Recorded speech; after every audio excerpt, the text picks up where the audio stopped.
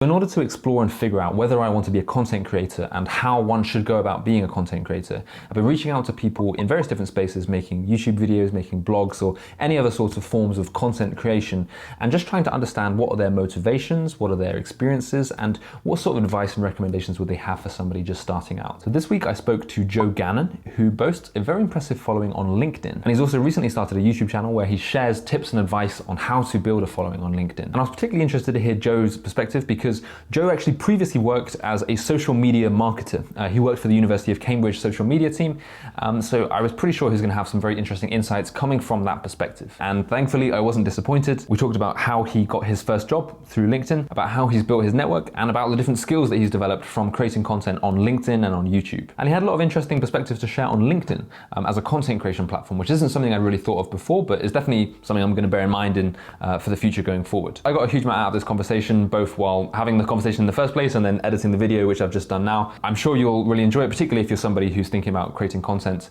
in one shape or form. And I'm sharing my top takeaways at the end of the video, but without further ado, here's Joe Gannon. So I'm in my full-time job, so I work in marketing and sales for a video production company, and in my spare time I create lots of content on LinkedIn, and I'm also just started a YouTube channel about LinkedIn content as well, helping people to kind of maximize their content because my kind of background is social media strategy. So I'm really kind of getting into content marketing, done it for clients before, and I'm starting to try and do it for myself. So I'm a strong believer that anyone should be sharing what they're up to, basically. And I think I get a lot of satisfaction from meeting new people and learning from other people. And for me, LinkedIn is very much a positive and like supportive kind of platform, perhaps compared to other platforms. For example, Instagram, you might go on there and feel a bit, I don't know, guilty for scrolling, or you might be seeing people's perfect lives and you actually leave that platform not feeling like, I don't know, like feeling the time was essentially kind of wasted. So LinkedIn was a really refreshing platform, and I would recommend that people do check it out. It's all professionals, and yeah, it's like, it has changed as a platform. It still is professionals on the platform, but themes like productivity and personal development and wanting to grow, and whether that's your career or in your personal life as well. So it was just a supportive platform to kind of put yourself out there. So when I did kind of share my thoughts, or just like a book I'd read or a podcast, or put myself out there, straight away there was that reinforcement. And the first video I did put out on LinkedIn, yes, it was friends and family, and I think anyone who does put themselves out there first will get that initial positive reinforcement from everyone around them. And once seeing that, I remember seeing the video had like 5,000 views, because that's how LinkedIn is right now. You can just get thousands and thousands of views. That straight away to me was just like a light bulb went off. Like, you need to be putting yourself out there more. And then after that first post, second post, and the third post is a lot easier. So I think it kind of just stemmed from consuming a lot of content myself and seeing a lot of people put themselves out there, and then realizing the only real difference is between them and between myself is just they've gone and done it. Like, they've just managed to get over that fear and that self-imposed barrier of what are people going to think. No one's going to listen to me and stuff. Like, you soon dispel those negative doubts when you just go for it. Of course, like on YouTube and of course on content, there are some great creators who know so much, and they are experts in the industry, but we all can bring something to platforms, and the sooner rather than later you can do that. When I first started creating content on LinkedIn in particular, it was mainly, I'd just come out of university and I needed a job, and I was pretty mind blown that you could be one message away from contacting any professional. You could go in the search bar, you could identify a company you'd love to work for, you could find a decision maker, and you could send them a personalized note. And that blew my mind, because coming out of university and feeling the pressure of grad schemes and feeling the pressure of, I need to go get a job now, I need to start my career. It was just felt like a massive opportunity, and it still is, that you could actually be a bit more proactive, and you could perhaps get an internship because you struck up a relationship with someone. So that was the initial reason really for me to create content, was to just be, I don't know, documenting that I was hopefully would look like an ambitious person who is trying to put themselves out there, who's trying to create opportunities. And that if my LinkedIn handle, for example, was on a CV, that someone would see that. So I guess it was trying to get some attention really of some decision makers in companies I might like to work for. And that, I have had job offers from LinkedIn. My current role was because I met someone through LinkedIn, and then we ended up meeting and like doing like a podcast, and we got on really well from that. So it stemmed from actually like, how can I get a job but in a different way? Because although I went to a good uni and like I've done quite well, but I kind of thought it was just an opportunity to stand out in a different way. So that was my initial reason to kind of put myself out there. And then I think by doing so, I just got a good positive loop. Like, I love so much meeting new people and learning from people. And the second I kind of had one person like say that, oh, like I really enjoyed what you wrote. There's a great quote that if you're at B, you can help anybody who's still at A. And you know, if you've got 100 followers, there's somebody with 20 who wants to know how to get to 100. Or if you've just come out of university, there's students who are just going into university that you can help. And just got into that mindset that, you know, it just felt like worthwhile time. Yeah, so straight out of university, my first job was working for Cambridge University social media team. So I was kind of getting in the kind of social media vibe, also doing apprenticeships for digital marketing agencies. So I was kind of working for marketing agencies and doing content kind of for them. And then from kind of being in it day to day, I was realizing the benefits of kind of, I guess from a personal brand perspective, but the benefits of putting yourself out there and kind of being more exposed to people who were putting themselves out there and were getting, you know, great benefits from it, whether it was in business, whether it's personal brand, or even just putting yourself out there and getting a job and just getting noticed. So the first thing I kind of did was kind of doing social media across the board for clients. And then on my own personal side, so I started kind of doing LinkedIn, because it's a very much growing platform in terms of content, which means it's kind of more of a free-for-all. So in social media marketing, we call it like organic reach, is that you kind of anybody can put themselves out there and see a benefit and get a lot of views on their profile and a lot of views on their content. So I've started doing LinkedIn, I guess, because I saw the most opportunity. And now it's kind of transitioned into YouTube, but it's YouTube about LinkedIn. So it's kind of like a natural step with the YouTube. The first thing I did was kind of creating like articles and like text posts. So it's more kind of content curation, which despite being in the social media space, I didn't actually know the difference between content creation and content curation. So very simply, obviously content creation is when you're kind of creating things from scratch, it's original ideas, you're kind of bringing something to a platform or to an audience. Content curation is more like sharing ideas and thoughts. So I kind of started very much in my comfort zone of just sharing a book or a podcast or an article that I enjoyed. And I would definitely recommend that anyone wanting to start in the content space would do that, because you start to get over that fear. It's kind of like a baby step.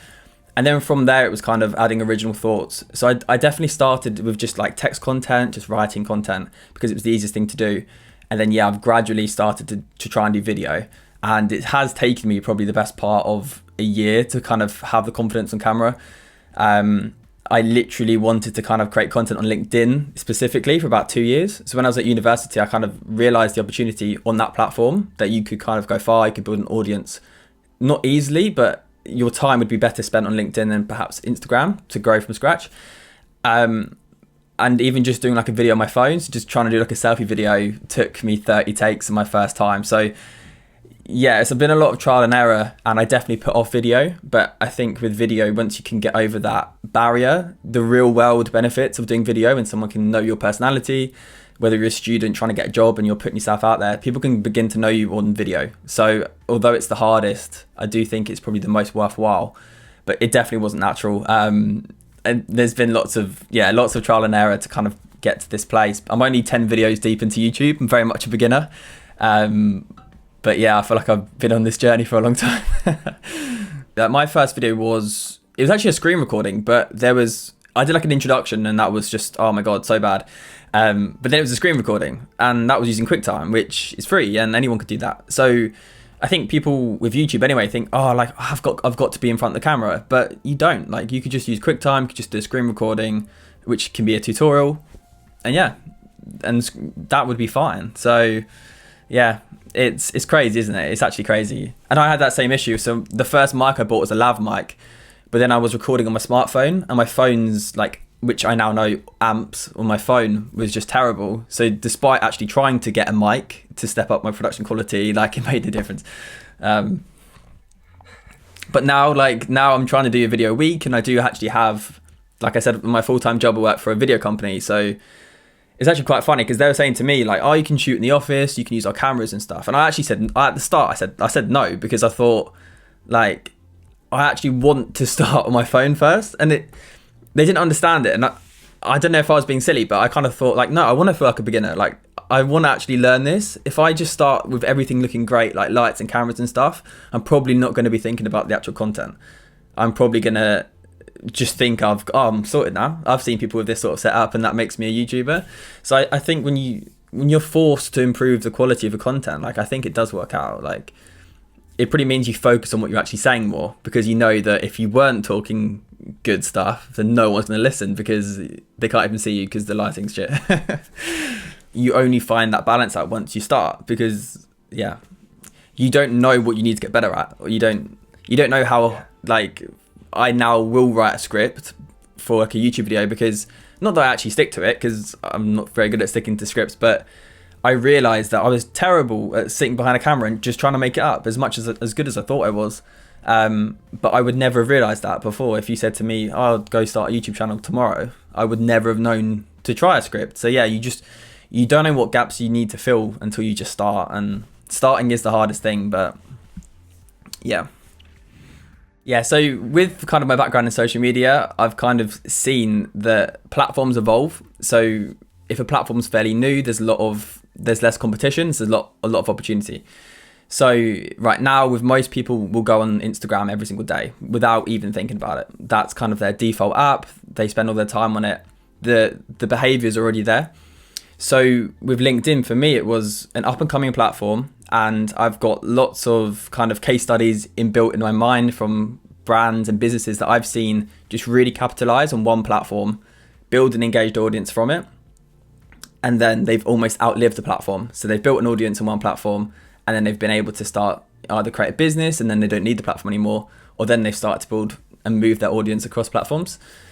So I think there's a lot of, I would definitely recommend for anyone starting to probably focus on one thing and just, build up an audience, or really just focus on getting good at that one thing instead of trying to be the master of 6 platforms and you're not really present on any of them probably. Like LinkedIn I feel like it's my platform, not mine, isn't whatever, but in terms of the skills I feel like I bring and like the enthusiasm for ideas, and if I see someone write an article, like I'm straight away like, oh my God, this is awesome, well done for putting yourself out there. And it's just a community which I feel like I would have missed the boat if I didn't start creating on this platform. Now there will be people who feel like that on TikTok. There'll be people who think, oh, like, they're the funny person in their group, and it's because it's more like entertainment, whatever. They'll feel like this is me, like this is short, quick videos. Like, I can be really creative right now. Whether you're a videographer, you can do quick video edits and stuff. Like platforms are going to come and go, and each one will have, its kind of unique traits. So yeah, completely. If you're more writing, then you should try Medium, and then you can repurpose your Medium articles onto LinkedIn blogs. If it's more quick, fast ideas and you're quite an original thinker, it might be more like Twitter, where you start to get known for your kind of opinion. So definitely, I think you should match your strengths with the right platform. If it's more visual, it's Instagram and Pinterest.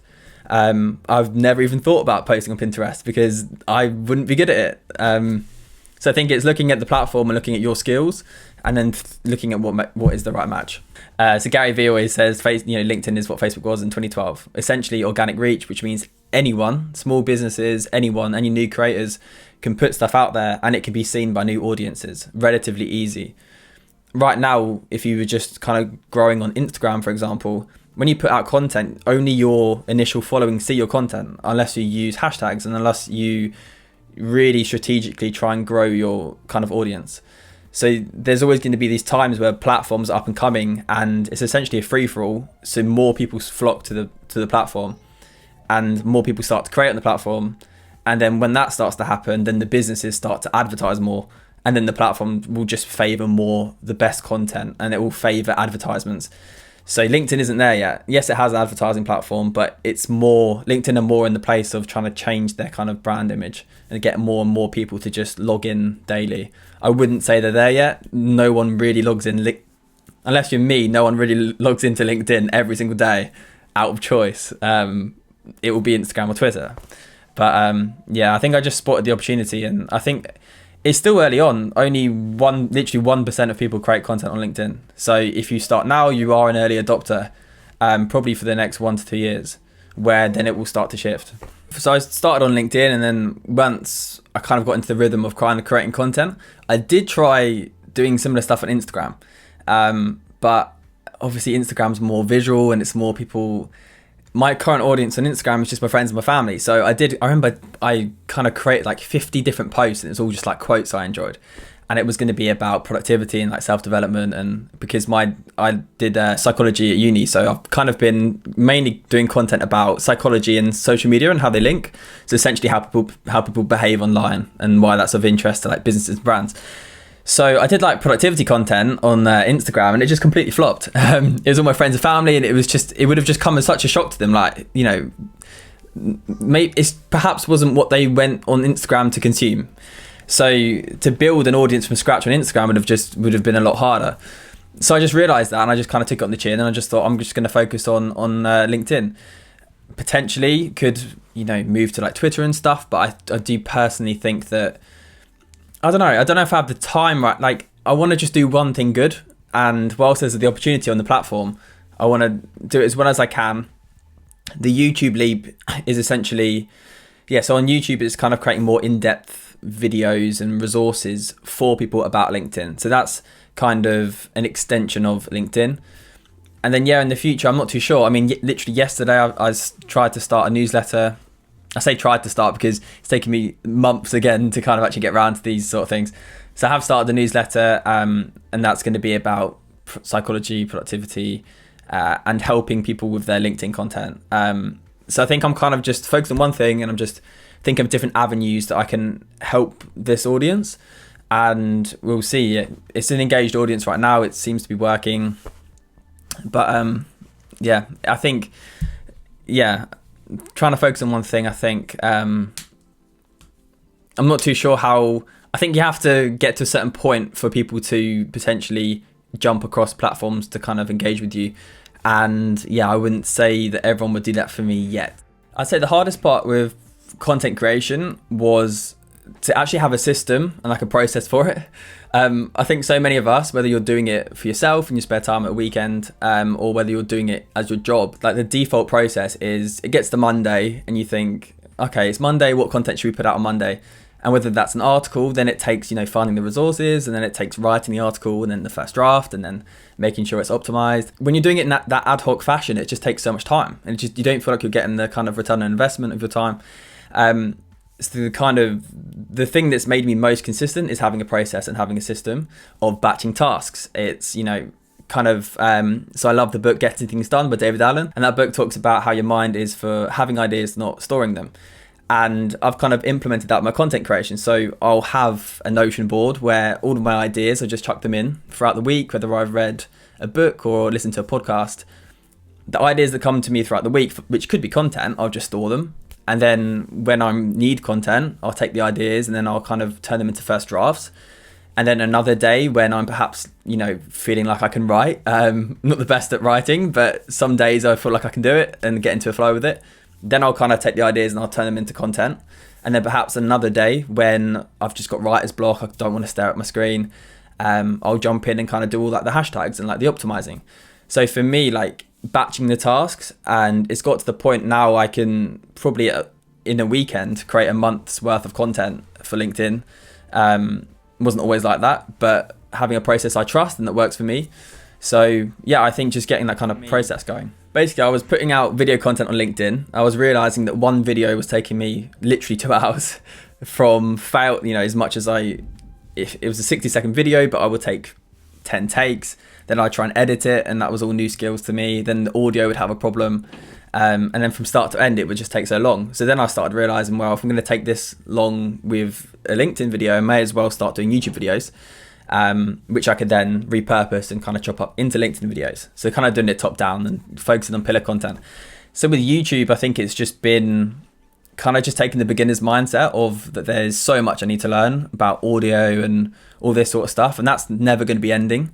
And I think the biggest challenge was just kind of realizing, okay, you should put stuff out there which is not perfect, but just stick to maybe one video a week, and it just focus on that. Just focus on the process and focus on what you're trying to achieve, which would be, your quality will improve every week regardless, and to just not be a perfectionist about it. So I think that was the hardest thing, was you do a video and it's recorded on your phone and it's not great, the lighting's not great, but just put it out anyway, which I guess is more like an ego thing. Probably it's probably just getting over that fear, what people might say. Because if you're going to just try and create the perfect video, if you're going to try and match the quality of the content you see on YouTube, which is cameras, lights, everything, you're just never going to do it. So I think it is getting over that kind of fear of judgment, or whatever that term is, you know what I mean? I think you can only get over that feeling by just trying it. So my first video, which weirdly is my best performing video on YouTube, I'm not sure how, was this, just my camera on a tripod, the no microphone at all. The tripod was about 2-3 meters away from me, so I don't even know how the audio was any good. But then from doing that and seeing, when you see family and friends like support you, like it feels good, but you kind of think, okay, like they are my family and friends. But I think when you get that one person who's kind of outside of your network or outside of who you know in person, and they say it's good, I think that for me was like, okay. Like for YouTube, it was someone in Nigeria, and that just showed, they just completely told me what YouTube's about, like it's a global audience. I really enjoyed this is exactly what I needed. And then as soon as you feel that, you go, oh, no one cares. Like no one cares how it looks. If the content's good, people aren't going to care about the production value. You can always improve that. And if you're going to go buy a camera before you start to create content, you're going to buy a camera before you start your YouTube channel, you probably have it slightly the wrong way around. I don't know. It depends. I'd definitely start. Obviously, everyone says with content creation or anything, like just start, just go and start. But I would definitely just stop and think, right, what historically has actually helped you to start things? Like for me, accountability, I've realized in the last 1 to 2 years, accountability is just the thing that works for me. Making it a competition or making it a challenge or telling a friend, I really want to do this thing, and if I don't, can you just check in with me? Or making some sort of game. I do like game theory and stuff. So whether you can try and make it a game, or whether someone in the same sort of journey who wants to create a blog and you want to create a YouTube channel, and you just try and do it together. I would just look at what works for you, because it's all good us kind of saying start and stuff, and you'll feel inspired to do it probably, and then the longer you leave it, you just won't get around to it. So I just try and establish your why, just try and have that purpose, have that reason. And then taking a bit of inspiration from Tim Ferriss, when he started his podcast with the Tim Ferriss Show, was just kind of make it a win-win situation. So for me, in 2 months of YouTube, I've already learned video editing, obviously to a beginner standard, but it's a skill I never thought I'd even need to learn. But I can now probably, create a half decent video. So if there's skills you could learn from anything, whether you're creating an article, whether you're creating a blog and you want to start writing, if you focus on the skills you learn, and it's more about let's just write anything, once a week, that's probably a lot more sustainable. And you kind of give yourself almost, I think you take the pressure off, because if after 2 months you did give up, you would probably walk away going, well, yeah, you'd be kinder to yourself about it, because you'd say, I've improved my writing in this period of time. So I'd establish a why. I'd try and frame it as like a win-win. So for YouTube, it was, let's just get better at videos. Even if the channel drops, then my LinkedIn videos will be better for it, because I was forced to kind of increase the production quality. And then if it works for you, I'd just try and establish some sort of accountability, whether that's saying to just a friend, look, it's Monday, on Sunday, I want to just have my first video out. Create that deadline for yourself and just make it a realistic next step. When people say I want to start a business, they go and make the logo, and then they go and make the website before perhaps the actual work of maybe seeing if there's demand for that service you're offering. So try outline the steps of what the actual work is, and attach a deadline to it, I would say. So I think creating content definitely takes confidence. Anyone who's kind of put themselves out there, because I guess that's all it kind of is, creating content, it's just putting yourself out there to the public. Yeah, it's hard, but I think you get over that kind of initial fear, and once you get over that initial fear, you're kind of off to a fly. You don't really think twice about it. So on LinkedIn, for example, I do kind of create daily content. It was last summer I started creating videos as well. It's definitely not something that comes natural, but it just takes time. And obviously, I know you create content yourself, that you kind of would probably echo that as well. Yeah, I think anyone starting doesn't necessarily find it comfortable or natural, and it's just that sort of getting on that process if you see the benefits of it. Yeah, so I think with anything with content creation, content marketing, putting yourself out there, I think there's different ways you can do it. So obviously it could be video, so you could be putting yourself behind a camera. It could be writing long form articles like blogs, which would be writing, and that has nothing to do with you being on camera, or you maybe don't even need to be the person who signs off. Like you could hide behind, like if you were more introverted and you didn't want to put yourself out there, it could be writing. So I think anyone could do it really. Like I do feel quite strongly that anyone should be, sharing what they have to say. We all have unique experiences, unique thoughts. Regardless of age, you have a story that you should be talking about really, if you see the benefit on it. Like some people it's just not for them. They don't want to do it. But for me, it's just been really fulfilling. It's enabled so many like new relationships. I've met people online and now I talk to them all the time. There's content creators that I would follow who I thought were out of reach, and I now have them on WhatsApp, and I'm like the saying about, the 5 people you spend your time with, like that does not have to be the people you spend time with in person. And this kind of the penny dropped for me that I'm spending a lot of time with people on WhatsApp and on LinkedIn and on YouTube now who have achieved things I'd love to achieve, and it's all rubbing off on me. So I think there's benefits for anyone for just putting themselves out there, or spending more time on social media, but less as a consumer and more as someone who's actually building relationships, and that's going to help your career and your upskilling, or that's going to add a new, skill to your bow for your next job. Doesn't necessarily have to be creating, but I think social media gets a bad rep, but it's mainly because people are consuming and they're wasting time. But obviously we all know, like the internet, there's so much out there. The information's out there. It's just whether we actually take the information and act on it. So yeah, I think anyone could frame their time that they spend online better. And I would recommend creating, because you learn new skills. You can upskill for your career, or you could upskill and learn a new business or start a personal brand, whatever. Like the opportunities are actually endless. So I would recommend it to anyone. It is really interesting when you say about, is there someone you wouldn't, is there somebody who maybe shouldn't do it? I'm not sure. Like, I don't know. I don't necessarily think that, I don't know. You look at anyone on YouTube and you think, oh, they're all brilliant on camera. They're all extroverts. They've got their whole life sorted out. They're perfect. They're productivity gurus, etc., etc., etc. But I know from you saying it as well, and for me, like 10 videos deep into my YouTube channel, it's been uncomfortable. It's been horrible, really.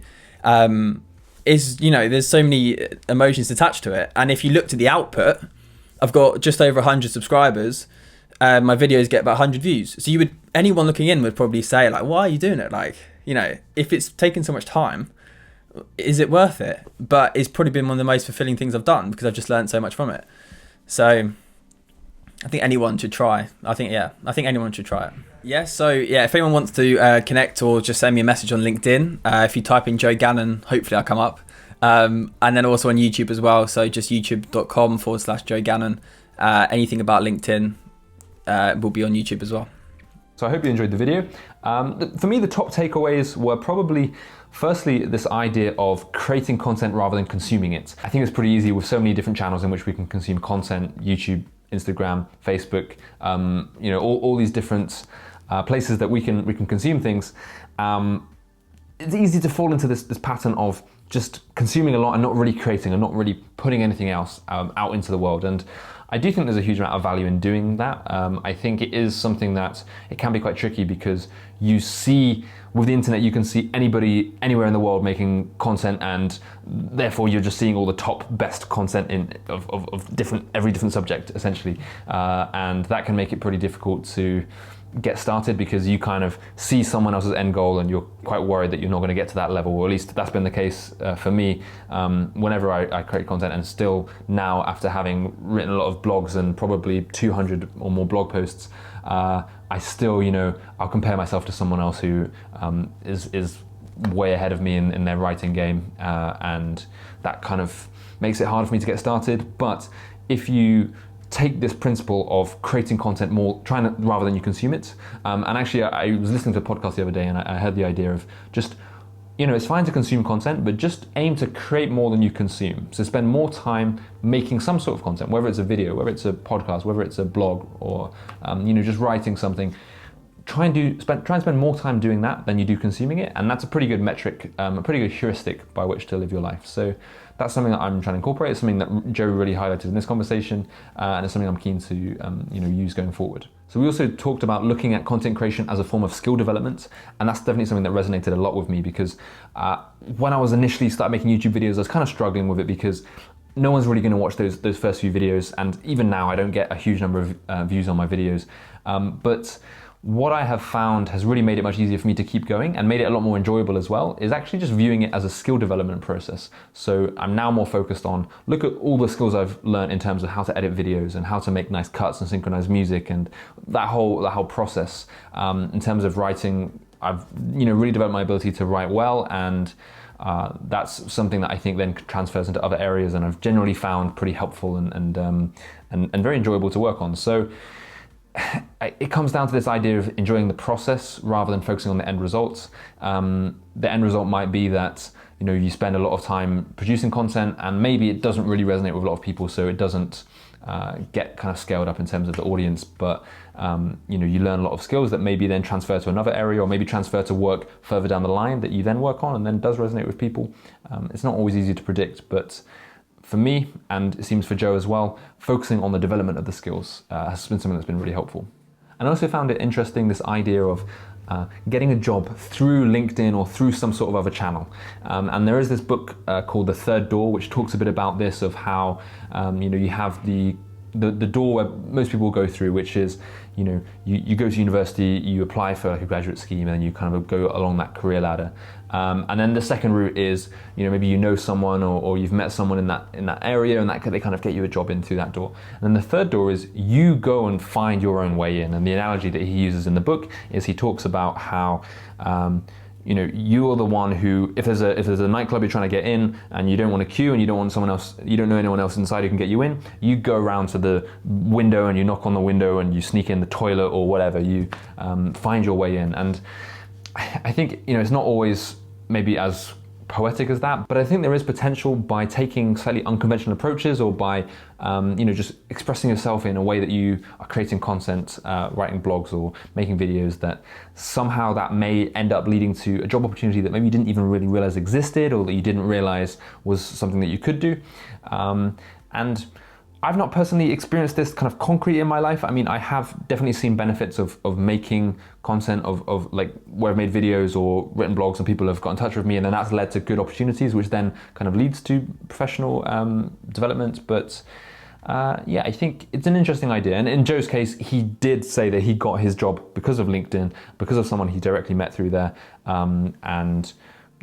It seems that that there's obviously potential for those kind of things to happen. And I also found it interesting, this idea of being adaptable to different platforms and understanding the ins and outs of different platforms, tailoring your skills and your preferences to a different platform, and trying to find the one where it resonates with you and then resonates with other people, and you kind of build up that audience. And Joe obviously had a lot of insight into these different platforms because he's worked in social media, he's had that formal experience, so he knows what works well in different domains. But I think that's something that is definitely worth considering for people who are kind of starting out, of what sort of platform might work well for me. Maybe you're not somebody who wants to be on camera, you would much rather write a blog or a weekly newsletter or whatever.